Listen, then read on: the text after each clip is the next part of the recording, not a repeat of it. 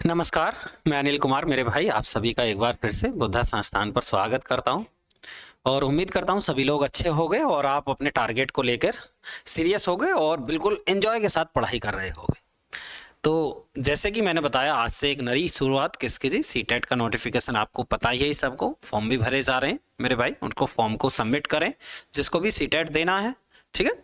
और अपनी तैयारी पर जुट जाइए मेरे भाई। तो आज से हम स्टार्ट करेंगे क्या जी सीडीपी, जो भी सीटेट के सिलेबस में जितने भी टॉपिक्स दिए हुए हैं वो हमारे द्वारा कवर किए जाएंगे, ठीक है। और बिल्कुल बेहतर तरीके से एक नए अंदाज के साथ इसको हम कवर करते जाएंगे, बहुत बेहतर तरीके से, ठीक है। स्टेप बाय स्टेप हम इसको कवर करेंगे और बिल्कुल एग्जाम्पल्स के माध्यम से बिल्कुल अच्छे अच्छे एग्जाम्पल्स निकालेंगे और अच्छे अच्छे एग्जाम्पल्स आपके सामने रखेंगे जिससे कि आपको चीजें बिल्कुल क्लियर तरीके से समझ आए, ठीक है। इस तरीके से हम इसके सिलेबस को पूरी तरीके से कंप्लीट करेंगे मेरे भाई। 30 क्वेश्चन आएंगे सीटेट के, ठीक है। आपकी परीक्षा में सीटेट में सीडीपी के 30 क्वेश्चन आएंगे मेरे भाई जो आपको होने चाहिए। और सीडीपी आप पूरा सिलेबस करने के बाद, पूरा सिलेबस जब आप सीडीपी का पढ़ लोगे हमसे सीटेट का, तो मुझे नहीं लगता कि आपके कोई भी स्टूडेंट ऐसा हो जिसके 20 से कम आए। और बहुत स्टूडेंट ऐसे होंगे जिनके 25 प्लस 27 प्लस 26 प्लस इस तरीके से उनके नंबर्स आएंगे सीडीपी में।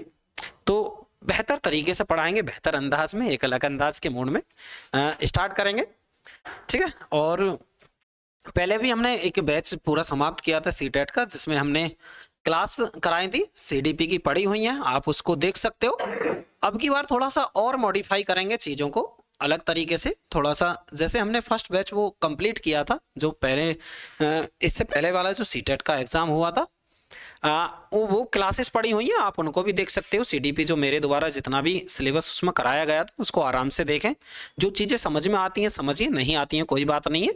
अब बिल्कुल एक नई प्रारूप के आधार पर एक नए नए बिल्कुल तरीके से अब की बार सीडीपी को हम स्टार्ट करेंगे जिससे कि एक नया अंदाज में थोड़ा आपको भी मज़ा आए पढ़ने में और हमको भी मज़ा आ जाए जी पढ़ने में।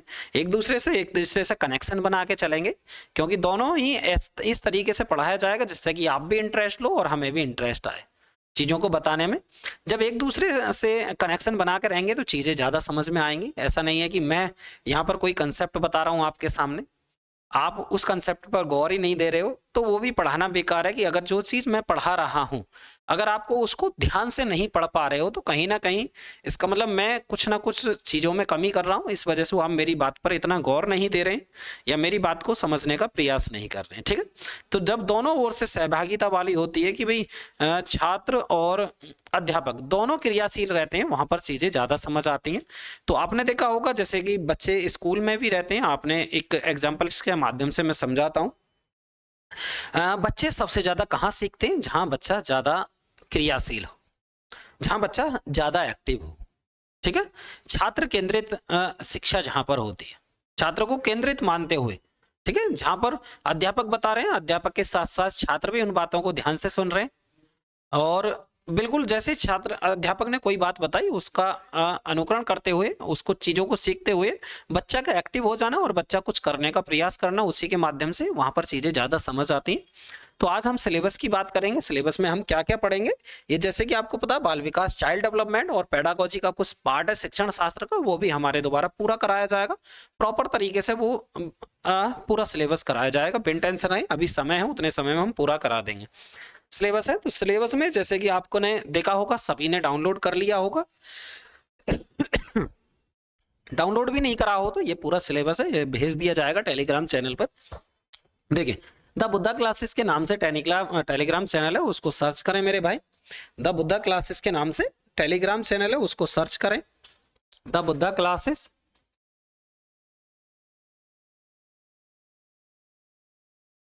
द बुद्धा क्लासेस के नाम से मेरे भाई क्या जी टेलीग्राम चैनल है, वहां पर आप जुड़ जाइए और वहां पर जो पीडीएफ आएंगी वो पहुंचती रहेंगी आपके साथ। जो जो डेली की जो पीडीएफ है वो आपको शेयर करती जाएंगी, ठीक। और वहीं पर ही जो भी क्लासेस होती हैं, सभी क्लासेस जो भी बुद्धा संस्थान के द्वारा कराई जाती हैं, उन सभी की डेली क्लास नोट्स जो होते हैं, जो प्रॉपर बोर्ड पर हम पढ़ाते हैं, उन्हीं की हूबहू पीडीएफ बनके वो ग्रुप में भेज दी जाती है। तो ये टेलीग्राम चैनल को जरूर ज्वाइन करें जिससे कि आपको कोई इंफॉर्मेशन है, कोई पीडीएफ है, कोई क्लास नोट्स है, वो आपको प्रॉपर टाइम से पहुंचते रहें। तो इन बातों का ध्यान रखें। और दूसरा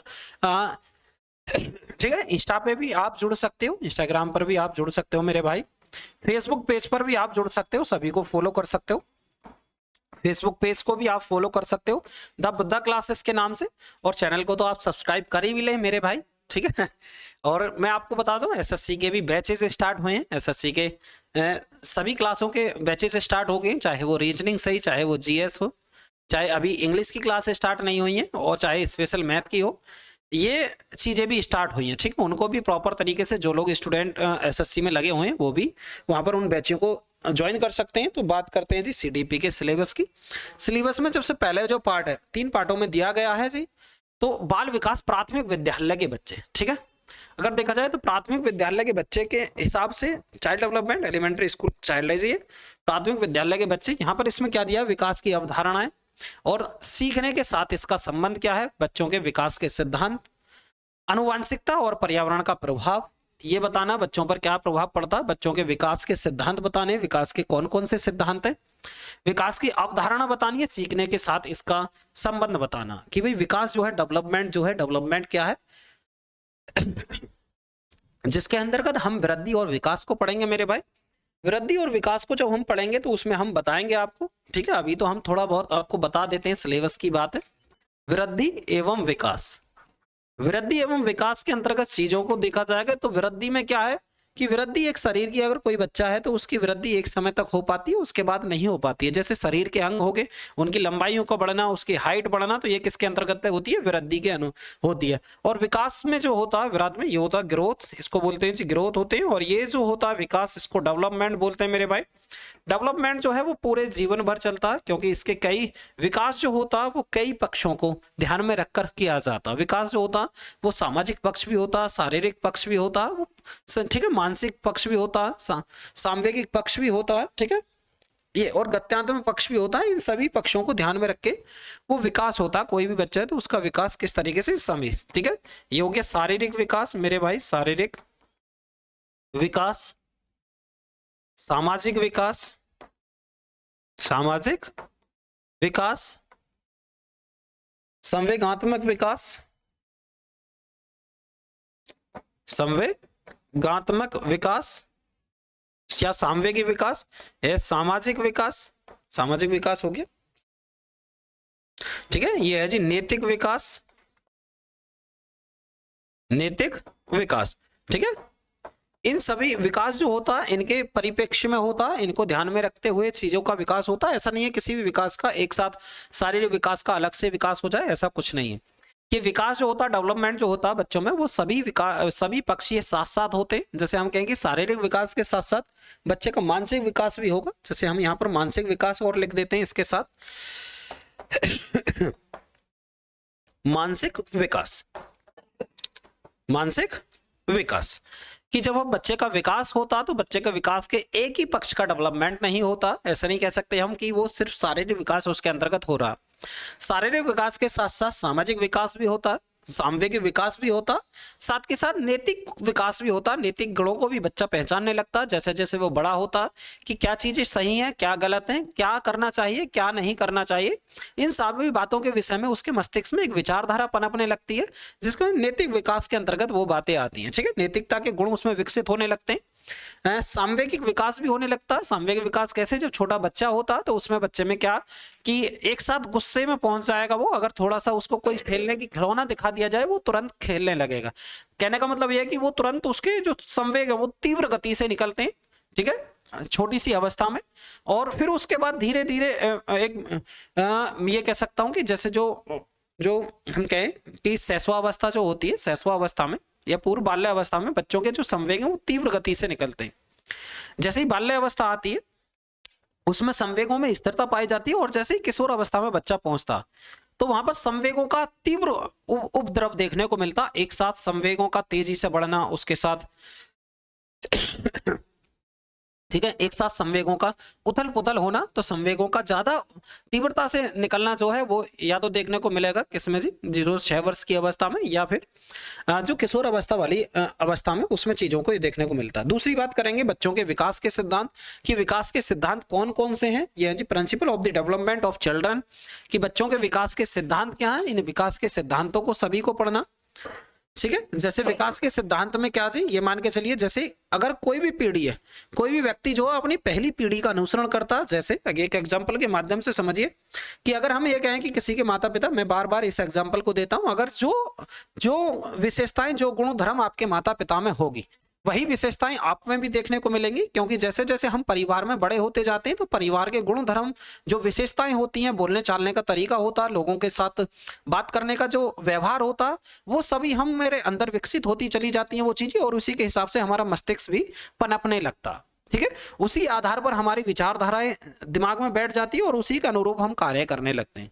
ठीक है, तो इन्वायरमेंट, उसके बाद अगला टॉपिक है जी आनुवंशिकता और ये पर्यावरण, ये जो है हेरिडिटी और इन्वायरमेंट कि देखो, ये जो अनुवांशिक गुण हमें क्या प्रदान करते हैं, वो क्षमता प्रदान करते हैं। अगर हमें एक है कि हमें जो क्षमताएं जो प्रदान होती हैं, हमें अपने अनुवांशिक लक्षणों से प्रदान होती हैं।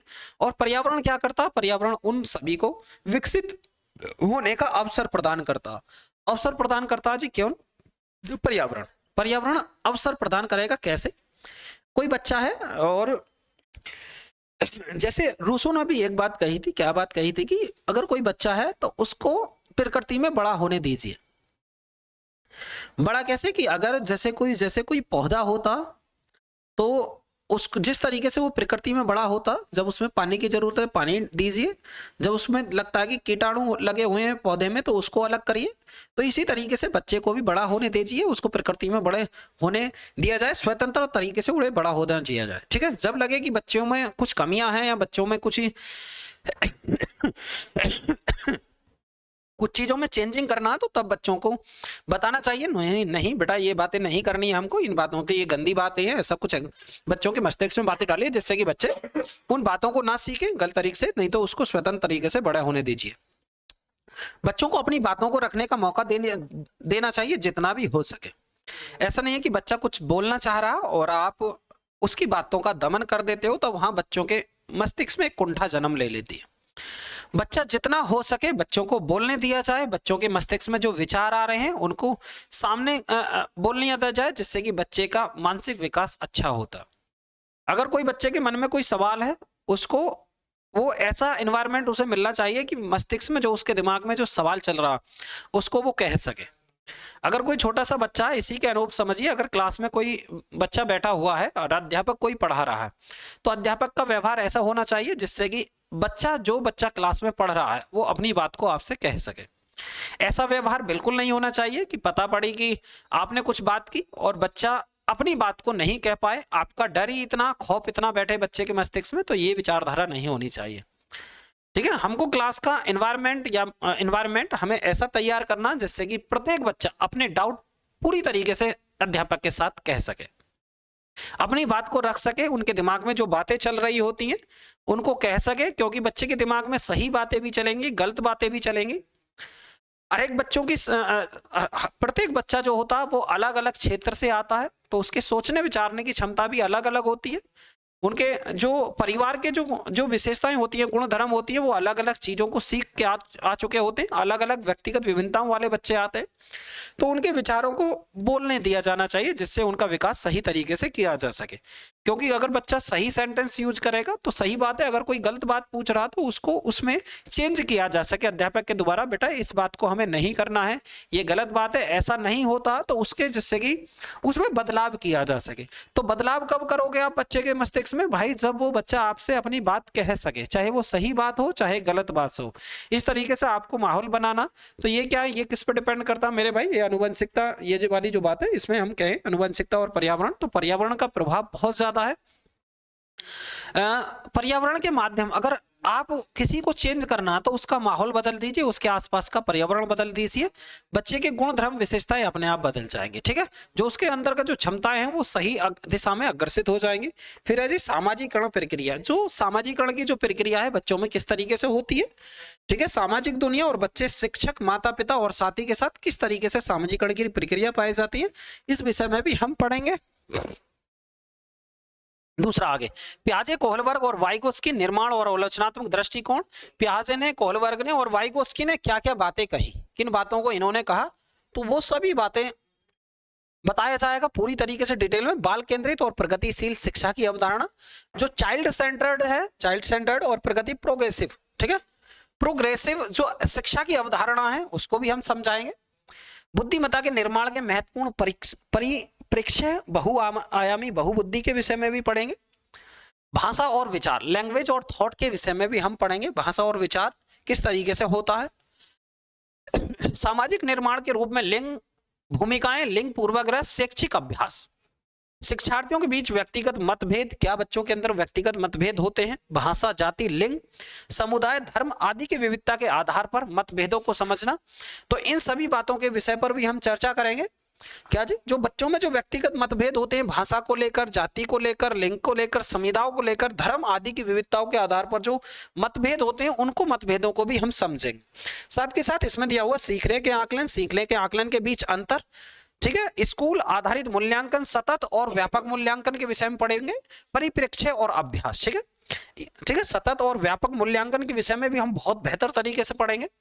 शिक्षार्थियों की तैयारी को स्तर का आकलन करने के लिए उपयुक्त प्रश्न तैयार करना, कक्षा में सीखने और आलोचनात्मक सोच को बढ़ाने और शिक्षा की उपलब्धियों का आकलन करने के लिए, ठीक है जी। समावेशी शिक्षा की अवधारणा, विशेष आवश्यकता वाले बच्चों को समझना, समावेशी शिक्षा की अवधारणा को भी समझाएंगे। समावेशी शिक्षा में जैसे कि सभी बच्चों को एक ही छत के नीचे जी सभी को समान शिक्षा की व्यवस्था करना, ये समावेशी शिक्षा के अंतर्गत बात आती है। साथ के साथ इसमें दिया विशेष आवश्यकता वाले बच्चों को समझना, जिनको विशेष आवश्यकता है बच्चों के लिए उनको भी समझना, उन पर भी कार्य करना, या उन पर किन किन बातों को ध्यान रखना चाहिए। वंचित और अवंचित सहित विदित पृष्ठभूमि के शिक्षार्थियों को संबोधित करना, ठीक है जी। सीखने की कठिनाइयां, सर्वधार आदि वाले बच्चों की जरूरतों को पूरा करना, प्रतिभाशाली रचनात्मक विशेषज्ञ से ये दिया हुआ आगे। बच्चे कैसे सोचते हैं, कैसे सीखते हैं, लर्निंग एंड पेडागोजी का पार्ट है। बच्चे कैसे और क्यों स्कूल के प्रदर्शन में सफलता करने में असफल होते हैं, इन सभी बातों को पढ़ेंगे, पेडागोजी का पार्ट है। शिक्षण और सीखने की बुनियादी प्रक्रियाएं क्या हैं, बच्चों के सीखने की रणनीतियां क्या होनी चाहिए, एक सामाजिक गतिविधि के रूप में सीखना, सीखने का सामाजिक संदर्भ क्या है, बच्चा एक समस्या समाधान करता और एक वैज्ञानिक अन्वेषण के रूप में, ठीक है, बच्चे को हम किस तरीके से बच्चे को किस तरीके से तैयार करेंगे जिससे कि वो समाधानकर्ता के रूप में कार्य करे और वैज्ञानिक अन्वेषण या वैज्ञानिक सोच का बच्चा बन जाए। बच्चों में सीखने के वैकल्पिक अवधारणाएं क्या हैं, बच्चों की त्रुटियों को सीखने की प्रक्रिया में महत्वपूर्ण कदमों के रूप में समझना, अनुभूतियां और भावनाएं, ठीक है, मोटिवेशन लर्निंग, प्रेरणा सीखना, फैक्टर्स ये है जी लर्निंग, ये पर्सनल एंड एनवायरमेंटल, सीखने में योगदान देने वाले कारक व्यक्तिगत और पारिवारिक, इस सभी को समझेंगे। ठीक है, तो ये रही सिलेबस की बात मेरे भाई। तो कल की कक्षा में हम शुरुआत करेंगे सबसे पहले टॉपिक की, किसकी जी, सबसे पहले चैप्टर की शुरुआत करेंगे विकास की, ठीक है, डेवलपमेंट ऑफ चिल्ड्रन, ठीक है, बच्चों का विकास किस तरीके से होगा। उसके बाद हम करेंगे, ठीक है, बाल विकास के सिद्धांत भी पढ़ेंगे, प्रिंसिपल ऑफ चाइल्ड डेवलपमेंट, उनको भी आगे पढ़ेंगे। तो आज की ये सिलेबस की बात की थी मेरे भाई, तो कल से हम बिल्कुल स्टार्टिंग करेंगे इस सीडीपी के सिलेबस की और प्रॉपर तरीके से क्लासेस लेकर चलेंगे और बहुत बेहतर तरीके से हम इसको धीरे धीरे पूरा सिलेबस आपका कंप्लीट करेंगे और बेहतर तरीके से रिजल्ट आएगा आपका। बिल्कुल बिन टेंशन लगे रहे मेरे भाई और जुड़े रहे, ठीक है। आज की बात सिर्फ सिलेबस की थी, आज की अपनी बात को यहीं समाप्त करते हैं, ठीक है। कल से मिलते हैं एक नई शुरुआत के साथ। जय हिंद।